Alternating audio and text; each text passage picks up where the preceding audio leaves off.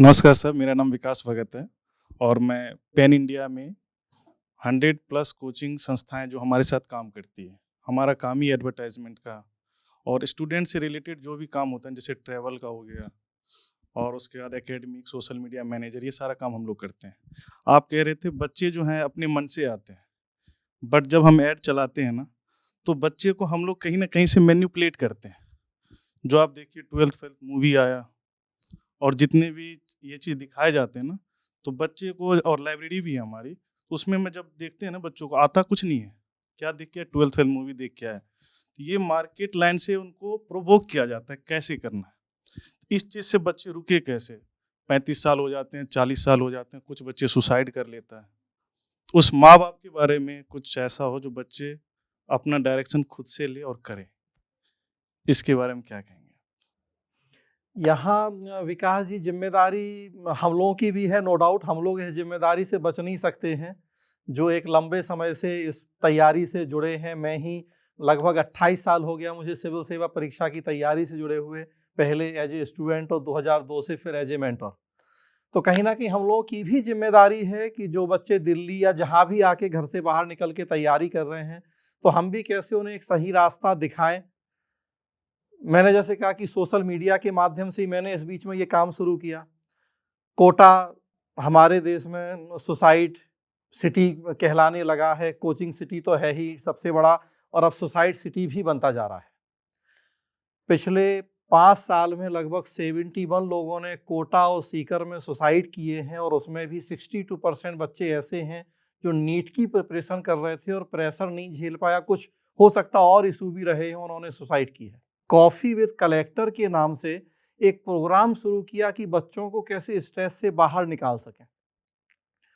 Police ने एक नई पहल की है, जो भी सोशल मीडिया प्लेटफॉर्म की हम बात कर रहे हैं उनके साथ मिलके, कि कोई भी बच्चा अपने स्ट्रेस को अगर सोशल मीडिया प्लेटफॉर्म पे बताता है कि वो तनाव में है, वो सुसाइड के बारे में सोच रहा है, कोई और इशू है, सोशल मीडिया पे पोस्ट जनरली आजकल लोग डालते हैं, दुख की हो तब भी और खुशी की हो तब भी।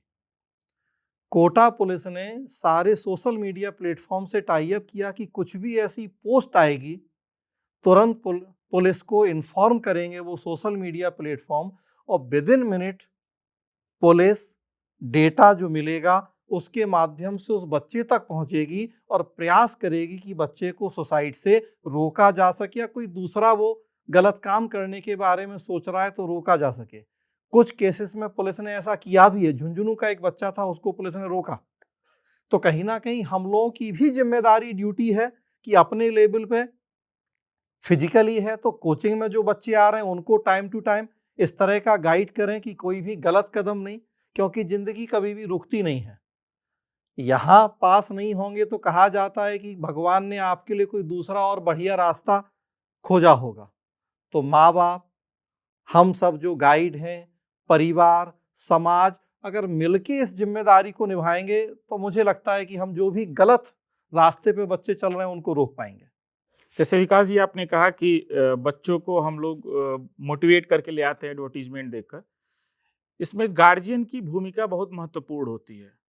जैसे पिछले कई समय से मेरे पास लगातार कॉल आते रहते हैं गार्जियंस के भी। अभी परसों रात में मेरे पास एक कॉल आया पटना से। उनका बच्चा सर क्लास 7th में है, और किसी के माध्यम से कॉल आया और उन्होंने पूछा कि मैं अपने बच्चे को अभी से क्या पढ़ाऊं कि वो यूपीएससी में फर्स्ट अटेम्प्ट में सेलेक्ट हो जाए। तो ये तो गार्जियन को भी समझना पड़ेगा पहले कि उनको जो प्रेशर क्रिएट कर रहे हैं बिना एकेडमिक सर पढ़ाई पूरी हुए ही। दूसरी चीज कि जब वो किसी भी कोचिंग संस्थान का एडवर्टीजमेंट देखते हैं तो गार्जियन की भूमिका होती है कि वो आए, मैनेजमेंट से बात करे, जो टीचर पढ़ा रहे हैं उनसे डिस्कस करे, कोर्स देखे, फीडबैक बच्चों का देखे कि क्या फीडबैक है बच्चों का, तब एडमिशन लेना चाहिए। जो मैं अभी रील्स की बात कर रहा था, मैं इसीलिए कर रहा था कि लोग रील्स देख करके एक धारा में बहते चले जा रहे हैं। वो ये जानने की कोशिश ही नहीं कर रहे हैं कि हमारा जो सिलेबस है अगर 2 साल में खत्म हो रहा है, 2.5 साल में खत्म हो रहा है, तो लड़का 2.5 साल में तो सर डिमोटिवेट हो जा रहा है। जब 2.5 साल वो कोचिंग ही करेगा तो फिर एग्जाम कब देगा वो? तो इसके लिए बहुत जरूरी है कि गार्जियन को एक्टिव होना, गार्जियन का इन्वॉल्वमेंट बहुत जरूरी है बच्चे को करियर को लेकर के। और दूसरी बात मैं बोलूंगा कि गार्जियन से मेरा ये अनुरोध भी है कि जब तक बच्चा इंटर ना कर ले, ग्रेजुएशन में एडमिशन ना ले ले, तब तक ये डिसाइड आप बिल्कुल मत करिए कि उस लड़के को यूपीएससी की प्रिपरेशन कराई जाए। नहीं, मेरे पास सर बहुत फोन आते हैं, कभी बच्चा 11th में, 12th बिल्कुल में, सर, हम लोग मैं कहता हूँ मतलब उस चीज को 12th देख उसे रहे हैं। करने दीजिए, और 12th के बाद भी पहले बच्चे से पूछिए कि उसकी इच्छा क्या है, किस स्ट्रीम में वो जाना चाहता है, और तब उसके बाद फिर डिसाइड सर करें सबसे आगे बड़ी बैठ के। ये जो बात ये उठ करके आई, जब टीना डॉबी फर्स्ट अटेम्प्ट में टॉप की तो लोगों के मन में ये आ गया कि बच्चे को इंटर से भेजना शुरू कर दो। सर हम लोगों ने मतलब देखा है, झेला है, बच्चे का वो माइंड ही उतना डेवलप नहीं हो पाता है कि वो टीचर की बात को समझ पाए वो, और वो सर प्रेशर बनने शुरू हो जाता है। और गार्जियन को लगता है कि हमारे पड़ोसी के, हमारे रिश्तेदार का बच्चा सेलेक्ट हो गया तो इसको अभी से लगा दो। तो ये गार्जियन को भी समझना होगा, और कम से कम एकेडमिक क्लासेस कंप्लीट होनी चाहिए उसकी। सर जब ये ऐड चलाते हैं सोशल मीडिया पे, जो भी आजकल हिंदी, इस बार हिंदी मीडियम का बहुत ही कम रिजल्ट आया, और आप कुछ संस्थाओं को देखिए कितने सारे रिजल्ट दिखाया गया है, और एक ही बच्चे को 10 संस्था में दिखाते हैं। तो जो मुंबई में रहता है उनको पता है फिल्म सिटी का, वहाँ का क्या एक्चुअल रियलिटी क्या है। हम इस जगह काम करते हैं 100+ कोचिंग में, तो हमें पता है क्या रियलिटी है। जो बच्चे एडवर्टाइजमेंट देख के, टॉपर्स का देख के आ रहा है, वो कैसे जज करेगा। टीचर ये क्यों नहीं पढ़ाते हैं जो तुम अच्छे बच्चे बनो। हमेशा एडवर्टाइजमेंट भी दिखाया था हमारे यहाँ से इतने बच्चे निकले, ये हुआ। तो इस चीज़ में कुछ ऐसा कीजिए जो बच्चों को एक अच्छा इंसान बनने का, आजकल क्या हो रहा है, बहुत ज़्यादा ईगो हो जा रहा है, कितने जल्दी मैं ज़्यादा पैसा कमाऊँ, कितने जल्दी मैं IAS बन जाऊँ, मतलब इस तरीके से दिखाया जा रहा है। जी, विकास जी सर ने उसके लिए कहा कि गार्जियन बच्चों के साथ आएँ दिल्ली, जिस भी संस्थान के बारे में सोच रहे हैं, जो सोशल मीडिया के प्रभाव से अगर दिल्ली आ गए हैं, इलाहाबाद, पटना, जयपुर, जहाँ भी, तो आएँ। 2-4 दिन मुझे लगता है सर ने कहा भी कि रुकें आराम से, वो जल्दीबाजी में डिसीजन नहीं हो कि अपने घर से चलें, वहीं से एक सम जो भी अमाउंट है उसका चेक काट के जो पॉकेट में लेके पहले से ही माइंड सेट करके आएँ। दिल्ली आएँ, 2-4 दिन रुकें, आसपास का माहौल देखें, जिस भी कोचिंग में सोच रहे हैं वहाँ के बच्चों से मिलें, और बच्चों से मुझे लगता है कि वो सिलेक्टेड से नहीं मिलें, बल्कि जो नॉन सिलेक्टेड सेलेक्टेड नहीं उनसे है, पूछिए, जो नॉन सेलेक्टेड हैं, जो उस बैच में, रनिंग बैच में बच्चे क्लास कर रहे हैं, क्लास का टाइम 6 से 9 है, तो पौने 6 बजे पहुंच जाएं कोचिंग के बाहर, 10-5 बच्चों से तब मिल लें, 9 बजे क्लास छूटने का टाइम है तब बच्चों से मिल लें। और वो जो रनिंग बैच के बच्चे हैं, जितना रियलिटी वो बता पाएंगे उस कोचिंग के बारे में, वहाँ के टीचर की क्वालिटी के बारे में, नोट्स के बारे में, वो कोई दूसरा नहीं बता पाएगा।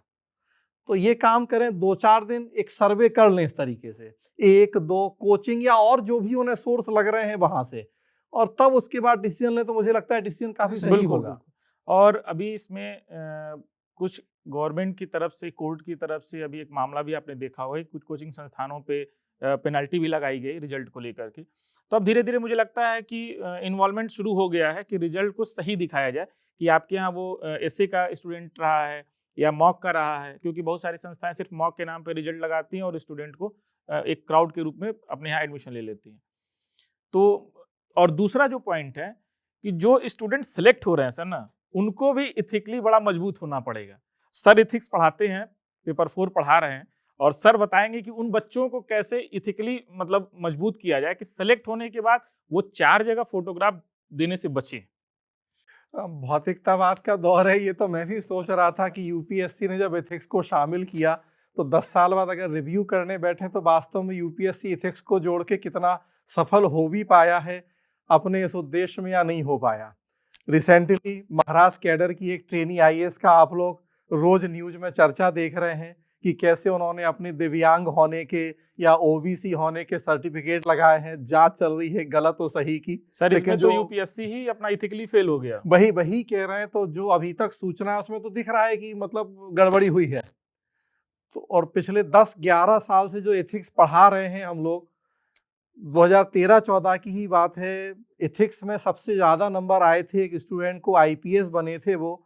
अगले साल फिर एग्जाम दे रहे थे और एग्जाम हॉल में ब्लूटूथ से नकल करते हुए पाए गए थे। बिल्कुल सर याद होगा वो हाँ, मामला जो है। और एथिक्स में सबसे ज़्यादा नंबर आए थे। तब से लेके अगर इस रिसेंट केस तक देखें, ट्रांसपेरेंसी इंटरनेशनल की रिपोर्ट देखें, तो कहीं भी भ्रष्टाचार कम होते हुए उस रिपोर्ट के अकॉर्डिंग तो नहीं दिख रहा है। तो एथिकली तो सबको होना पड़ेगा, प्रयास हर लेवल पे करने पड़ेंगे इसके लिए। अब्दुल कलाम आज़ाद साहब कहा करते थे, एपीजे अब्दुल कलाम कहा करते थे, हमारे पूर्व राष्ट्रपति, कि 3 ही संस्थाएं हैं जो हमारे समाज से भ्रष्टाचार को खत्म कर सकती हैं, माता पिता और स्कूल। तो जितना बचपन से हम बच्चों में ये संस्कार डालेंगे ईमानदारी के, नैतिकता के, वो धीरे धीरे हमें तभी जाके 20-22 साल की उम्र में आके दिखेंगे।